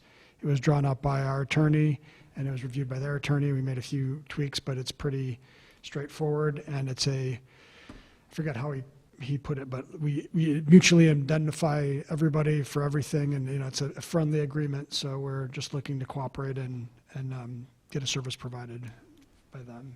We'll add it to one more of our list on intergovernmental agreements. It benefits both our districts. They're benefiting from economies that we provide, and then we're benefiting from the same. I didn't understand, so the food is prepared there and delivered to us? It is that how it works? prepared in their kitchens. We will hire some staff, but share some of the time on their staff, utilize their kitchens. They can order food for both at the same time, and they send it to our schools in a truck in insulated containers, and then We warm it. We'll have to have warmers. we have warmers. It maintains the temperature, and then we put it in our warmers to keep the temperature, and it's served by staff that we hire. So, yeah. So Uber Eats was not a good option for, Uber Eats was not even evaluated. Mr. John? Berry. It's made in bulk. Instead of individual containers, it's made, in big quantities, and that's why they need us, at least at the beginning, to have some kind of ordering mechanism so that they know how much to make, because they're not producing it on site. As we run out of spaghetti, they can't just make more spaghetti because it's coming from Lake Right. Forest, so they need to have a better idea. That's probably really the only the big difference between We'll having it talk on about site that and for off site is that you don't have that same nimbleness, so you'd have to get a better idea of what you need to produce up front, and then you bring it and serve it here. And I know there's an upfront cost, but overall, the cost to the district will be what? Or will we save money in the long run? I would expect it to break even in the long run. That was the original projections that we did. It's really, we're running the business, so we're going to be learning, and the goal for the first year, the goal is to break even with our current program. If we increase participation and make money, the profit and loss will be on our books, so we will tweak it as we go, either with pricing or menu items, as we learn, and try to make it profitable. But the idea is not to earn money in the program. It's providing food to kids, and the goal, even with our current program, is break even. How long before you think we break? I expressed before, I know it's getting late, I'm going to make it a short comment, but there's a fairly large upfront cost. And we have a program now that seems to be working pretty well. That's been my concern with this. But you recommend moving forward? You think how long before we break even on the cost? So right now, we also have to provide meals for free and reduced students, so that's, Which we have to do with either one. with either one, so that's also a cost. So I'd say, I don't know how long it will take to pay out the investment of the 30,000. I think right now the going-in assumption is that that's just an upfront cost for the equipment, and that after that annually, it's break even. It's not most school districts don't look to turn a profit on their food service. No, I'm not talking about profit, but I'm saying we've got a program that's working fairly well, from what I understand. We're going to a program with a big upfront cost and then sort of an experimental, let's see if it works and what adjustments have to be made, and we're not sure when we're going to break even on it. Am I alone in thinking that maybe this isn't the best trade-off? I just I'm go, pretty excited to get rid of kiddos, I gotta say. and I'm getting positive feedback from parents, and you as a board directed us in this way, and we've done our homework, we're ready to go. I'd say it's not a large cost if you look at it over the next couple of years. And it's on a several $100,000 business, so $30,000 of upfront costs, amortized over their life is pretty small investment for the program. Any other questions for Jay? So how about we talk about item E, which is the Triple I Conference? Less than 2-minute summary. The school board conference is November 22nd through 24th. It is the weekend right before Thanksgiving. Sessions are usually Friday afternoon, all day Saturday. There's events to go to Friday night and maybe a dinner on Saturday. We do have to put money up front to reserve rooms. The online registration is opening June 3rd. So I will be reaching out to each and every one of you to find out if you're planning on going, and we will book you a room. That's my summary. It's a great experience. I truly think that there's a lot of opportunities to network. I know Mark is going to be looking for somebody to attend the president's meetings with him. Right, Mark? Yeah, it's time See, to I'm start talking about campaigning that. for you. Yep. So I think it's something that all of you need to consider coming down. Besides that, it's my last one, and I would like to be able to go down with as many of you as want to go down. So And it's fun. It is a good time. that's it. I will be reaching out to you because I need to know since we are booking rooms. All right. Any other questions on that conference? We're going to go to action items. We do have several to cover, 14 to be exact, but they are going to be fairly quickly moving. We're going to start out with item 9A, which is the approval of the middle school algebra textbook adoption. This was previously discussed a few board meetings ago. Kelly brought us an overview of that.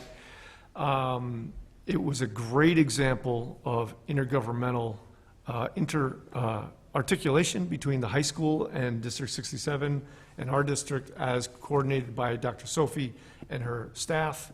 And all three districts are adopting the same curriculum and working together to plan the future, in this case, the math future of our kids as they work through high school. I think it's a great not only is it a great curriculum, but a great example of articulation and how it could work for us across all realms of study. So if there's any other questions, or if anybody has anything they want to make a comment about it, please do so. Otherwise, you need a motion. Otherwise, may I have a motion to approve the middle school algebra textbook adoption as presented by the administration? So moved. Second. We have a roll call vote, please. John Rosen. Yes. Leanne Charlo. Yes. Julie Gottschall, yes. Richard Haig. Yes. Andy Duran. Yes. Ann Hill. Yes. Mark Berry. Yes, motion is approved. Now we move to the social studies curriculum adoption, K-5 curriculum that was just discussed. Any further questions or comments on that curriculum? We have a motion to approve the social studies curriculum K-5 as presented by the administration. So moved. Second. Okay. Okay, Leanne Charlo, Yes. Julie Gottschall, yes. Richard Hegg, Yes. Andy Duran, Yes. Ann Hill, Yes. Mark Berry, Yes. John Rosen. Yes. Motion is approved. The following items are annual business approval that Jay has talked about at the May 14th Committee of the Whole. These are all required things that we have to move through. So C is the approval and acceptance of the fiscal year 1920 school treasurer's surety bond. This is completed annually. Necessary documents from the insurance company are attached in the board packet. It must be submitted to the Lake County ROE by June 30th. Any questions or comments for Jay or Jean on this? Jean, you need to say anything? Nope. No, hearing no questions. May I have a motion to approve and accept the fiscal year 1920 school treasurer's surety bond as presented by the administration? So moved. Second. Roll call vote, please. Julie Gottschall, yes. Richard Hegg, Yes. Andy Duran, Yes. Ann Hill, Yes. Mark Berry, Yes. John Rosen, Yes. Leanne Charlo. Yes. Motion is approved. And now your all-time annual favorite approval is for the approval of the Prevailing Wage Act. As per Illinois code, the Prevailing Wage Act must be approved every year in no later than June. Any questions or comments or concerns about the Prevailing Wage Act? Julie gets to sign, Nothing worth mentioning. I know Julie where gets this to sign goes. off on it too this year. Other than our absolute objection to being required to Yes. do that. Okay. Hearing all that, may I have a motion to approve the Prevailing Wage Act resolution as presented by the administration? So moved. Second. Second. A roll call vote, please. Richard Hegg, No. Andy Duran, Yes. Ann Hill, Yes. Mark Berry, Reluctant, yes. John Rosen, Yes. Leanne Charlo, No. and no. Julie Gottschall, no. Okay, so it still passes. 4-3. Gonna pass. Because we know we get in trouble if we don't pass it. That might have been so- our closest vote ever. All right, item E is the approval of the hazardous routes, which is hazardous bus routes, right? Pursuant to Public Act 94-0439, the board is required by law to annually review the hazardous routes, hazardous conditions, but is no longer required to send a copy of the resolution to the state superintendent of education. The annual resolutions should remain on file in the district for audit purposes. This is also done annually, and there has been no change from previous years. Any questions or comments about the hazardous routes? So may I have a motion to approve the hazardous routes as presented by the administration? So moved. I think you could do All in voice vote favor? on that. Aye. Opposed? Motion is passed. By the way, we do all in favor votes if it doesn't appear that there's going to be any immediate financial impact to the district. Anything involving money, we do roll call vote. Item F, approval of annual banking depositories for best practice and with internal controls. The board is asked each year to approve existing banking relationships. To my knowledge, Jay, correct me if I'm wrong, nothing has changed since we've established all these a few years ago. Any questions or comments about our banking depositories? May I have a motion to approve the annual banking depositories presented by the administration? So moved. Second. All in favor? Aye. Opposed? Motion is approved. Item G, approval of workman's comp and property casualty insurance renewals. This is an annual approval for property casualty and workers' compensation renewals. Required to do this every year. What does this cost us, Jay? What's the annual? The property casualty is about $50,000 a year, and the workers' comp is 40. Any questions or comments or concerns? May I have a roll call vote, please? Yeah. Motion first. Motion. Oh, yeah. Can I have a motion? I'm sorry. May I have a motion to approve the workman's comp and property casualty insurance renewals as presented by the administration? So moved. Second. Roll call vote, please. Mark Berry, Yes. John Rosen, Yes. Leanne Charlo, Yes. Julie Gottschall, yes. Richard Hegg, Yes. Andy Duran, Yes. Ann Hill. Yes. Motion is approved. Item H, approval, accept and approve the boiler bid. As previously discussed by Jay, we are asking for the board to approve the LBMS boiler bid for the amount of $320,078. Any questions, comments, or further discussion on this? Can I have a motion to accept and approve the bid for the 2019 Lake Bluff Middle School boiler replacement project to Regan Heating, Inc. in the amount of $320,078? So moved. Second. Roll call vote, please. John Rosen, Yes. Leanne Charlo, Yes. Julie Gottschall, yes. Richard Hegg, Yes. Andy Duran, Yes. Ann Hill, Yes. Mark Berry. Yes. Motion is approved. Item I, approval of the 2019 summer work contracts. As previously discussed by Mr. Khan, we are asking the board to approve the IHC contract addenda for our summer work. Prior to the motion, would anybody like any of these contracts pulled, if there are anything that concerns anybody, because there are several being approved together. I better pull those up and mention them. Sorry.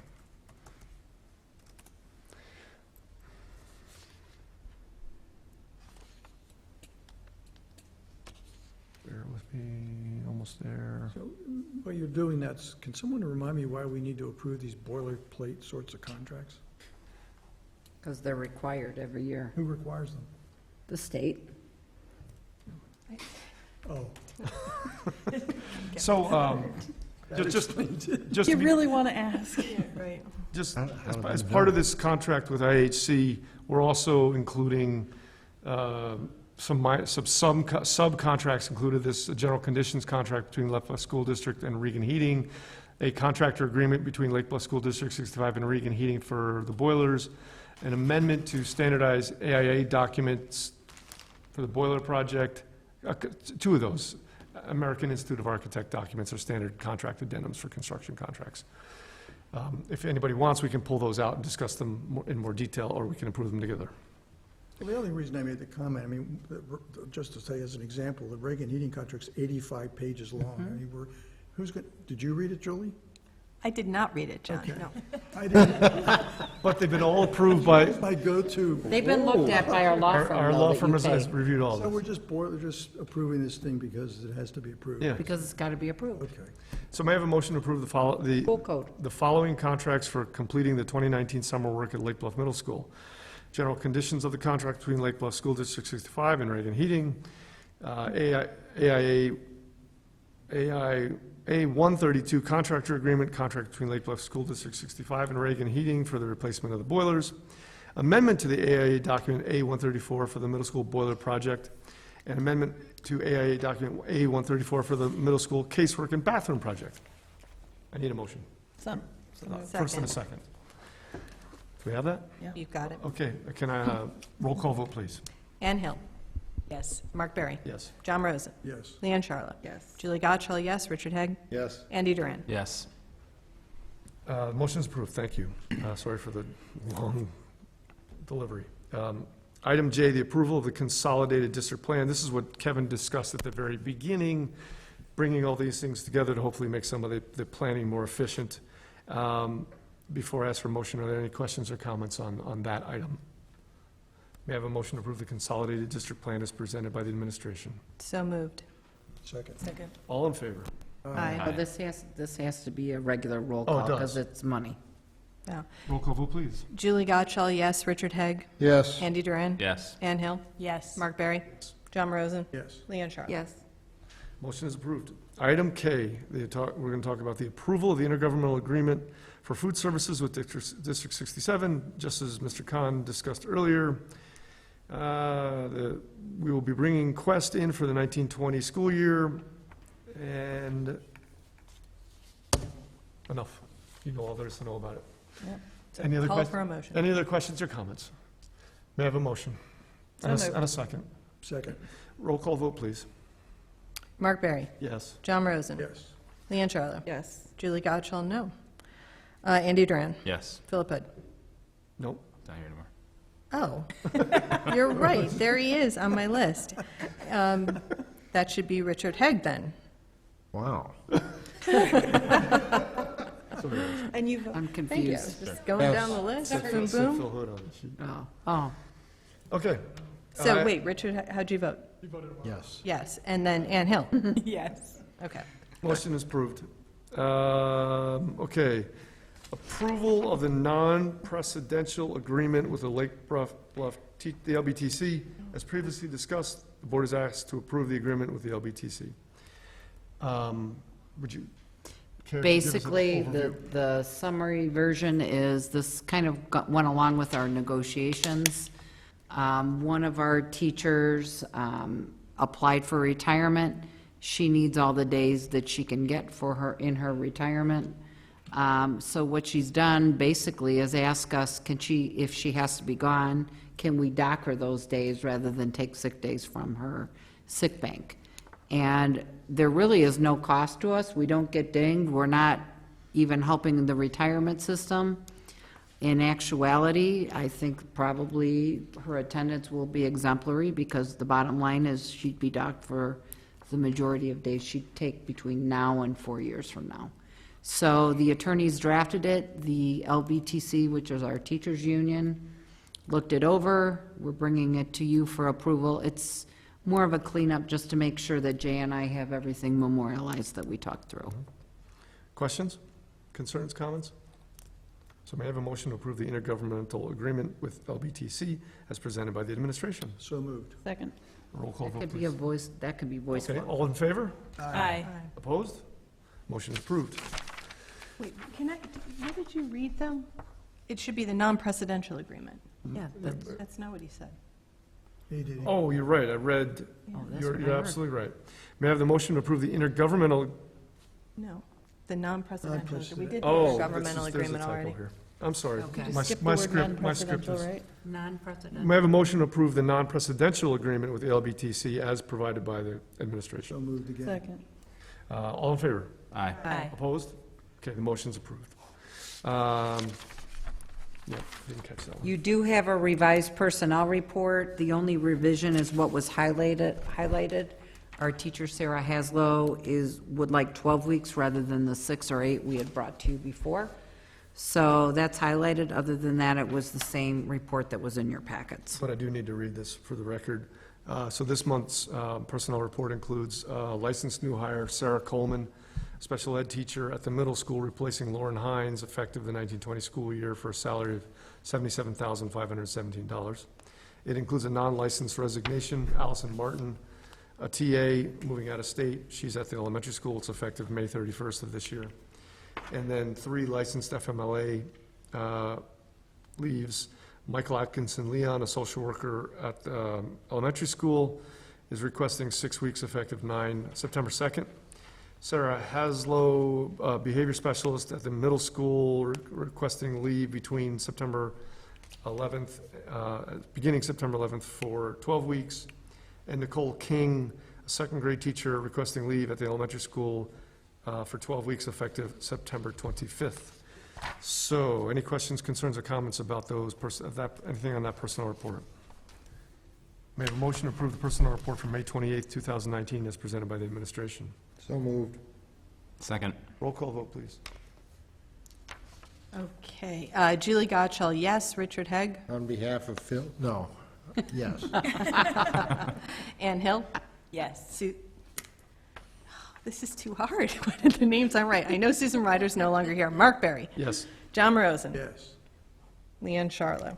I'm still here. Okay. Did I get everybody? Me, Andy Duran, yes. Okay, Andy Duran, yes, sorry. Welcome to the board, Andy. Motion approved. Finally, in our action items this evening is our consent agenda. And for you new guys, bear with me.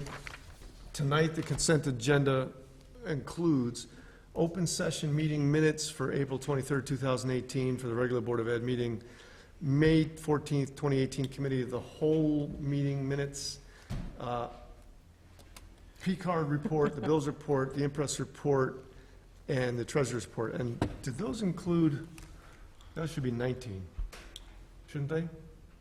April and May. Yes. I So didn't catch correction, that's those. the April 23rd, 2019 regular Board of Ed 19, meeting. not And the 18 May on the 14th, agendas. 2019 Committee of the Whole meeting.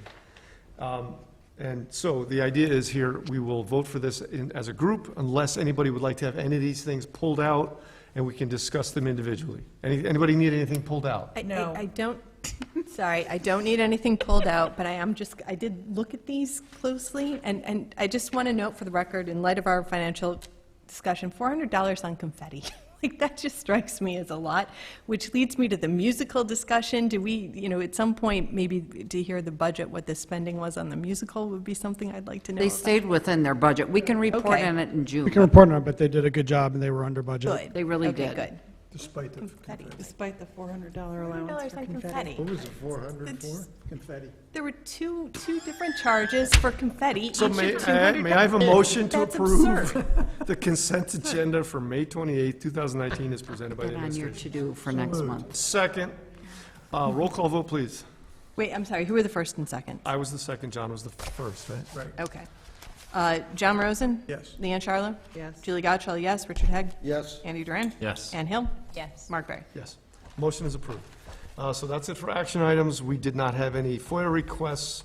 If anybody would like, opportunity for public comment, if anybody would like to address the board, only one public is here with us. Otherwise, may I have a motion to adjourn at 9:01 PM? So moved. Second. All in favor? Aye. Opposed? We are adjourned. Thank you, everybody.